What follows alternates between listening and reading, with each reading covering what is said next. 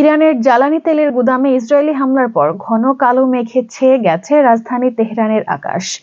আরেকবার সকালে ঘুম থেকে উঠে শহরটির প্রায় 1 কোটি মানুষ দেখেছেন আকাশ থেকে ঝরছে অদ্ভুত কালো বৃষ্টি। রাজধানী তেহরান থেকে মার্কিন সম্প্রচার মাধ্যম সিএনএন এর প্রতিনিধি ফ্রেড প্লিটজেন এমন পরিস্থিতির বর্ণনা দিয়েছেন।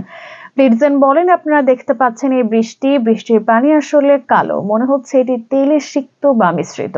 রয়টার্সের এক ভিডিওতে তেহরানের শাহরান তেল শোধনাগার থেকে আগুনের লেগলিহান শিখা ও ধোঁয়া কুণ্ডলি পাকিয়ে উপরে উঠতে দেখা গেছে।